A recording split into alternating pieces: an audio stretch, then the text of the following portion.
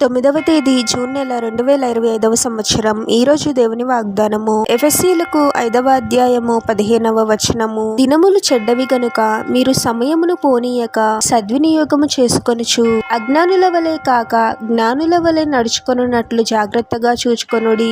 సహోదరి సహోదరులారా, ఎంతో భయంకరమైన రోజులలో మనం జీవిస్తూ ఉన్నాము. లోకంలో ఎన్నో కీడులు జరుగుతూ ఉన్నాయి. రోజు రోజుకి పాపము ఎంతో విస్తరిస్తూ ఉంది. నీతి న్యాయములను అనుసరించి జీవించేవారు తగ్గిపోతూ ఉన్నారు. ఎక్కడ చూసినా అన్యాయము, పాపము, ద్వేషము, మరణములు, ఇలా ఎన్నో కీడులు జరుగుతూ ఉన్నాయి. ఈ రోజు సజీవంగా ఉన్న వ్యక్తి రేపు కూడా సజీవముగా ఉంటాడు అని చెప్పలేని పరిస్థితి ఉంది. ఎంతో చెడ్డ దినములలో మనం ఉన్నాము. దేవుని వాక్యం చెప్తుంది, దినములు చెడ్డవి గనుక మీరు సమయమును పోనీయక సద్వినియోగము చేసుకొనుచు అజ్ఞానుల వలె కాక జ్ఞానుల వలె నడుచుకొనున్నట్లు జాగ్రత్తగా చూచుకొనడి అని. ఈ లోకంలో మనం జీవించేది కొద్ది కాలము మాత్రమే.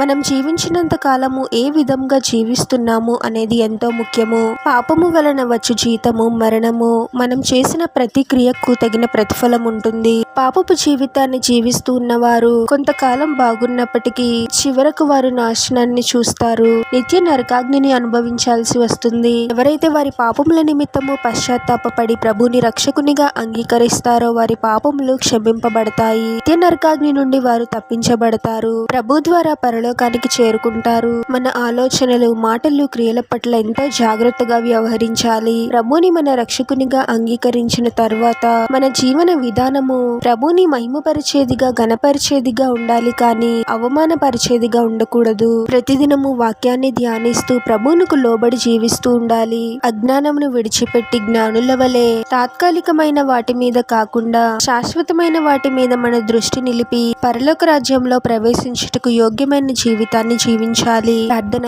పరిశుద్ధుడు ప్రభువా, మీ పరిశుద్ధమైన పాదాలకు వేలాది వందనాలు, స్తుతులు, స్తోత్రాలు చెల్లించుకున్నాము తండ్రి. మరొక నూతన దినంలోనికి మమ్మల్ని క్షేమంగా ప్రవేశింపచేసిన దేవా, మీకే స్తోత్రం ప్రభువా. మా ఆలోచనలను, మాటలను, క్రియలను మీరే సరిచేయండి తండ్రి. వాక్య ప్రకారము ఉండేలాగున దీవించండి ప్రభువా.